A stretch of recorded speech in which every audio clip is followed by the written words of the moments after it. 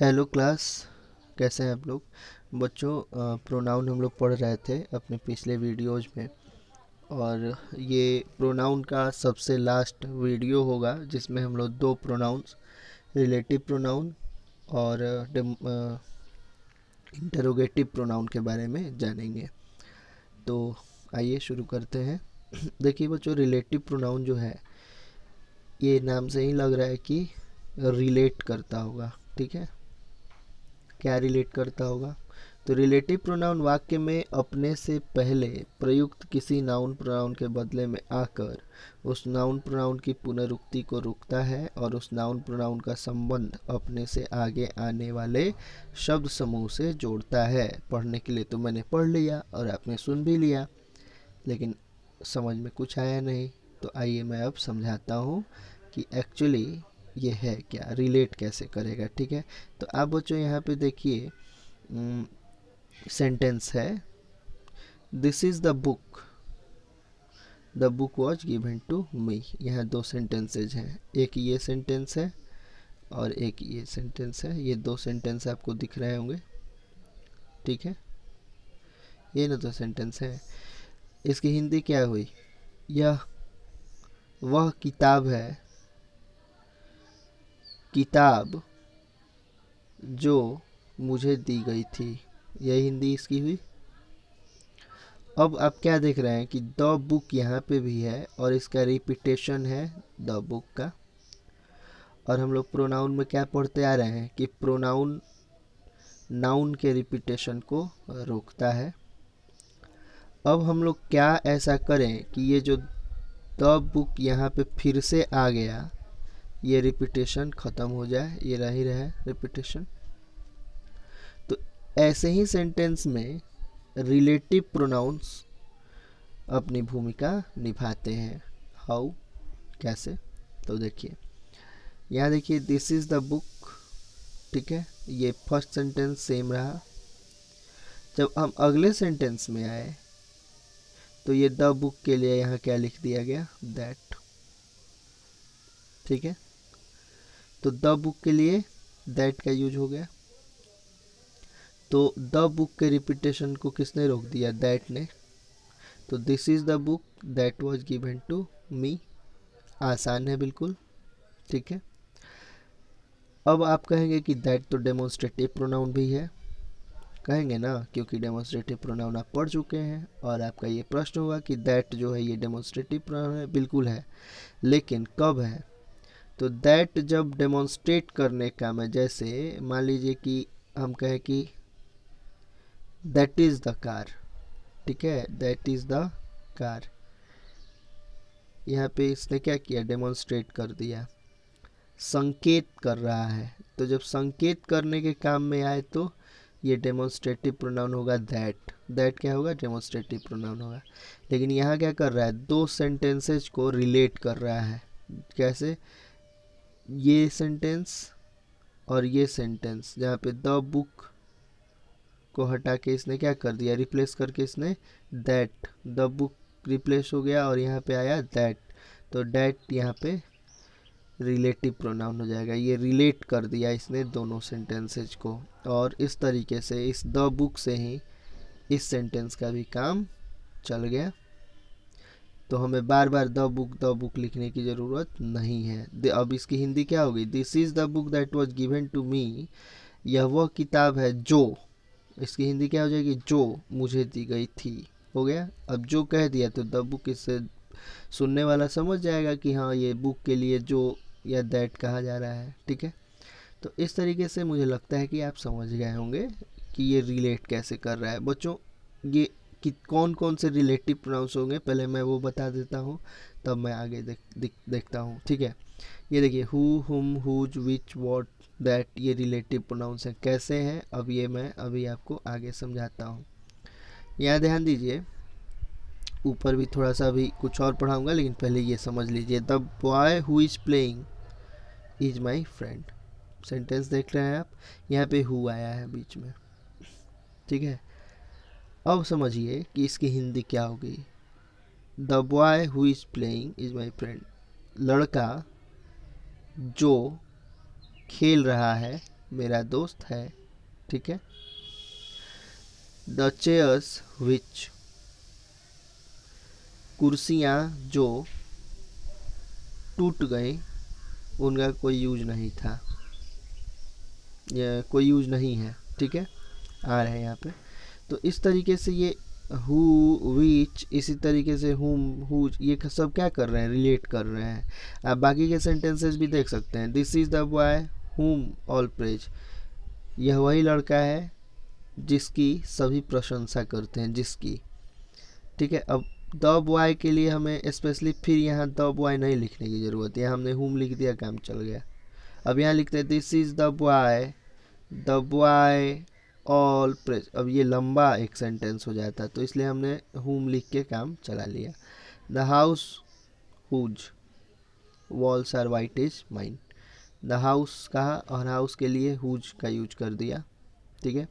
तो ये रिलेट कर दिया इसने सेंटेंसेज को, और इसलिए ये क्या हो जाएगा, relative pronoun. Take anything that you like, कुछ भी लीजिए, दैट जो आपको पसंद हो। अब जो दैट आ गया तो ये रिलेटिव। ऐसे सेंटेंसेज आपको डेली लाइफ में मिल जाएंगे, या आप ट्रांसलेशन बनाते वक्त आपको मिल जाएंगे। तो मुझे नहीं लग रहा है कि ये बहुत ज़्यादा कठिन होने वाला है आपके लिए। रिलेटिव प्रोनाउन बहुत ही आसान है, सबसे मुझे आसान लग रहा है, आपको लगेगा, आपको भी लगेगा कि ये इससे आसान कुछ नहीं, ठीक है। अब ज़रा सा हम एक चीज़ देखें कि यहाँ पे जो सेंटेंसेस पढ़े थे हमने, इसमें एक चीज़, एक वर्ड आता है एंटीसीडेंट, ठीक है। एंटीसीडेंट वो क्या है, तो बच्चों देखो, रिलेटिव प्रोनाउन के ठीक पहले जो नाउन आता है ना, उसको एंटीसीडेंट कहते हैं, ठीक है। रिलेटिव प्रोनाउन के ठीक पहले, यानी बुक आया है तो बुक क्या है, एंटीसीडेंट है। तो इसको थोड़ा सा याद रखिए, किसी भी रिलेटिव प्रोनाउन के पहले अगर कोई नाउन आ रहा है तो वो एंटीसीडेंट है। जैसे हुज के पहले हाउस आया तो हाउस एंटीसीडेंट होगा, ठीक है। विच के पहले चेयर्स आया, चेयर्स एंटीसीडेंट होगा, इस तरीके से। तो एंटीसीडेंट का एक कॉन्सेप्ट आप बस याद रखिएगा, हो सकता है आगे आपको मिले। आगे कहा जा रहा है कि हु, हुम और हुज का प्रयोग व्यक्तियों या बड़े जानवरों के लिए होता है। विच का प्रयोग निर्जीव वस्तुओं और जानवरों के लिए होता है। दैट का प्रयोग सजीव और निर्जीव दोनों के लिए होता है, ठीक है। एक हमेशा चीज़ याद रखिए, और हमेशा आपको गड़बड़ भी हो सकती है इन फ्यूचर, कि आप क्या करें कि तब वाई आपने लिखा, अब समझ में नहीं आएगा कि यहाँ पे रिलेटिव प्रोनाउन कौन सा लगेगा, तो याद रखिएगा हु लगेगा, ठीक है। तो हु क्या है, ये सजीव के लिए यूज हो रहा है। द बॉय क्या है, सजीव है, ठीक है। तो हु, अब सजीव नहीं ना समझाने की ज़रूरत पड़ेगी, मुझे लगता है नहीं समझाने की ज़रूरत पड़ेगी, ठीक है। तो द बॉय, बॉय क्या है, सजीव है, तो हु यूज हो गया। चेयर्स के साथ विच यूज होगा, यूज विच जो है ये सजीव और निर्जीव दोनों के साथ यूज होता है। द बॉय के साथ हुम यूज हो गया, ठीक है। तो हुम जो है ये सजीव के साथ ही यूज होगा, या ये चेयर होता है तो हुम यूज हम नहीं करते। हाउस यूज हुआ हुज, ठीक है।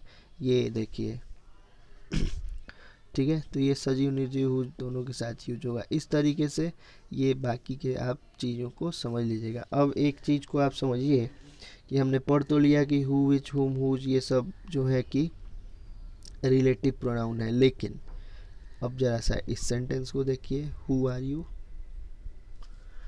अगर ये सेंटेंस आ जाए तो फिर हम सोचने लगे कि भाई हु यहाँ क्या है, हमने तो पढ़ा था कि हु, विच, हुम ये सब जो है ये रिलेटिव प्रोनाउन है। लेकिन बच्चों इस तरीके से सेंटेंस आप पढ़ चुके होंगे, और यहाँ पे ये क्या कर रहा है, क्वेश्चन पूछा जा रहा है इसमें, हु आर यू, तुम कौन हो। जब इस तरीके का क्वेश्चन पूछने के काम हु का यूज हो, तब ये इंटरोगेटिव प्रोनाउन हो जाता है, ठीक है। तब ये क्या हो जाता है, इंटरोगेटिव प्रोनाउन हो जाता है। यहाँ पे ये रिलेटिव प्रोनाउन नहीं होगा। क्वेश्चनिंग, जब क्वेश्चन पूछने के काम अगर कोई चीज़ आए तो वो क्या हो जाएगा, इंटरोगेटिव प्रोनाउन हो जाएगा। हु, विच, हुज, हुम, विच, व्हाट ये सब क्या है, इंटरोगेटिव प्रोनाउन है। क्यों, क्योंकि ये सब क्वेश्चन पूछने के काम आ रहे हैं, ठीक है। तो ये क्या हो जाएंगे, इंटरोगेटिव प्रोनाउन होंगे। तो मुझे लगता है कि ये क्लियर होगा आपको, आसान है ना। जब भी ये पहले आ जाएंगे तो इंटरोगेटिव प्रोनाउन हो जाएंगे। अगर ये किसी चीज़ को जोड़ने के लिए काम आ रहे हैं तब ये रिलेटिव प्रोनाउन होंगे, इंटरोगेटिव प्रोनाउन नहीं होंगे। यहाँ ये इंटरोगेटिव प्रोनाउंस हैं। क्यों? क्योंकि यहाँ पे ये क्वेश्चन पूछने का काम आ रहा है। हमें अगला जो पढ़ना है वो इंटरोगेटिव प्रोनाउंस ही पढ़ना है, यही समझ लीजिए। आगे मैं थोड़ा सा समझा दूंगा। इन 5 शब्दों में हुज, विच और व्हाट जो है ये सब क्या है? Interrogative pronoun. लेकिन अब यहाँ समझिए, इंटरोगेटिव प्रोनाउन तो है, लेकिन यहाँ देखिए, आप पहले से ही पढ़ते आ रहे हैं कि अगर प्रोनाउन दिखने वाला शब्द हो और उसके साथ नाउन आ जाए तो क्या हो जाता है? वो हो जाता है एडजेक्टिव। पढ़ा था ना? यहाँ पे भी सेम कंडीशन। हुज तो है, ठीक है, हम कहेंगे कि इंटरोगेटिव प्रोनाउन है, लेकिन नहीं है। क्यों नहीं है? क्योंकि ये बुक आ गया साथ में। यानी नाउन जब प्रोनाउन के साथ ठीक बाद आ जाए तब वो प्रोनाउन कहलाने वाला शब्द प्रोनाउन न रह के एडजेक्टिव हो जाता है। तो यहाँ पे ये इंटरोगेटिव एडजेक्टिव हो जाएगा। एडजेक्टिव का एक पूरा कॉन्सेप्ट आपको मिलेगा, जो अगला चैप्टर है वो एडजेक्टिव ही है। लेकिन यहाँ समझिए, प्रोनाउन दिखने वाले शब्द को अगर हम प्रोनाउन कह रहे हैं लेकिन उसी के ठीक साथ में नाउन आ जाए तब वो क्या हो जाएगा? एडजेक्टिव। जैसे अगला sentence, which class do you read in. Which, ठीक है, हम कह सकते हैं कि इंटरोगेटिव प्रोनाउन है, लेकिन ये नहीं है। क्यों नहीं है? क्योंकि क्लास साथ में आ गया, और क्लास क्या है? एक नाउन है, कलेक्टिव नाउन है। तो इसलिए ये क्या हो जाएगा? ये एडजेक्टिव हो जाएगा, प्रोनाउन नहीं। वैसे ही व्हाट कलर, व्हाट तो प्रोनाउन दिख रहा है लेकिन है नहीं, क्योंकि कलर साथ में आ गया और ऐसे में ये एडजेक्टिव हो गया। तो इस तरीके से ये बिल्कुल आसान सा कंसेप्ट है बच्चों। मुझे लगता है कि अब आपको समझ में आ गया होगा। इंटरोगेटिव प्रोनाउंस मैंने समझा दिया है, यही चीज़ें जो अभी ऊपर समझाई थी, इसलिए इसे अलग से समझाने की मुझे नहीं लगता कि ज़रूरत है। ठीक है, अब आपको करना ये है कि ये एक्सरसाइज आपको करना है। इस एक्सरसाइज में आपको करना क्या है, तो आप देख पा रहे हैं कि यहाँ पे विच इज़ योर बुक, ठीक है। इसमें करना ये है कि रिलेटिव प्रोनाउन, इंटरोगेटिव प्रोनाउन और इंटरोगेटिव एडजेक्टिव इसको बताना है, ठीक है। कैसे, तो मैं एक समझा देता हूँ। यहाँ देखिए, विच इज़ योर बुक, विच पहले आ गया, ठीक है, इसके साथ कोई नाउन नहीं है। तो जब नाउन नहीं है तो ये क्या हो जाएगा? इंटरोगेटिव प्रोनाउन हो जाएगा। लेकिन यहाँ विच आया, लेकिन ठीक इसके बाद बुक आ गया, यानी नाउन। तो जब ये विच जिसको हम प्रोनाउन कह रहे हैं तब ये प्रोनाउन नहीं होकर क्या हो जाएगा? एडजेक्टिव हो जाएगा, ठीक है। आसान सा कंसेप्ट है बच्चों। वीडियो को रोक के और इसको करना है, ठीक है। मैं इसलिए वर्कशीट नहीं सेंड करता हूँ क्योंकि बहुत सारे बच्चे वर्कशीट सीधे सीधे बना देते हैं और कोई उसको वीडियो को देख के चीज़ों को समझता नहीं है। और जब मैं कभी कॉपी चेक करता हूँ आपकी जो आप अपलोड करते हैं तो उसमें बहुत सारी गलतियाँ होती हैं, बहुत एक्सेस गलतियाँ होती हैं। इसलिए आप वीडियो को ही रोक के आंसर करेंगे, ठीक है। और इसके बाद ये 10 क्वेश्चन के बाद अगले 10 क्वेश्चंस जो आप देखें यहाँ पे, तो इसको आप वीडियो रोक रोक के बना लीजिए, ठीक है। उसके बाद जो एक्सरसाइज 7 है, इसमें आपको क्या करना है कि प्रोनाउंस को सर्किल करना है, ठीक है। कैसे, देखिए, व्हाट इज़ दिस, यहाँ सर्किल है, मैं एक क्वेश्चन समझा देता हूँ। यहाँ देखिए, this purse might be hers. अब आप कहेंगे कि यहाँ प्रोनाउन कौन कौन सा है, ठीक है। तो आप कहेंगे दिस प्रोनाउन होना चाहिए, बिल्कुल नहीं होगा। दिस प्रोनाउन नहीं है। क्यों नहीं है? क्योंकि दिस एक एडजेक्टिव है। ये प्रोनाउन दिख रहा है लेकिन एडजेक्टिव है। क्यों है? क्योंकि दिस के ठीक बाद पर्स आ गया, तो ये प्रोनाउन नहीं होगा। इसको हम राउंड नहीं करेंगे, लेकिन हम हर्स को राउंड करेंगे। क्यों? क्योंकि ये पोजेसिव प्रोनाउन है, ठीक है। तो इस तरीके से आपको सिर्फ प्रोनाउन को सर्किल करना है, एडजेक्टिव को नहीं, ठीक है।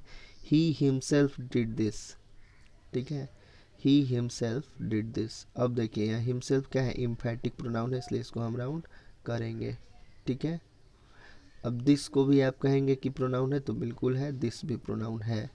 तो इस तरीके से बच्चों मैं पूरा नहीं बताऊंगा, आप इसको रोक के वीडियो को पॉज करके और इस चैप्टर को कर लेंगे, ठीक है। और चैप्टर को बनाने के बाद मैं इसके आंसर्स अपलोड कर दूंगा, आप उसको मैच कर लेंगे, ठीक है। ये रहा आपका एक्सरसाइज। इसको आप पॉज करके बना लीजिए और फिर मिलते हैं अगले एक्सरसाइज के साथ, जिसमें मैं आपको आंसर इसके बताऊंगा। और साथ ही जो हमारा अगला वीडियो होगा ग्रामर का वो एडजेक्टिव्स का होगा। तो उम्मीद करता हूँ आप लोग घर पे पढ़ेंगे और इसको बनाएंगे और आप समझेंगे। ठीक है, थैंक यू।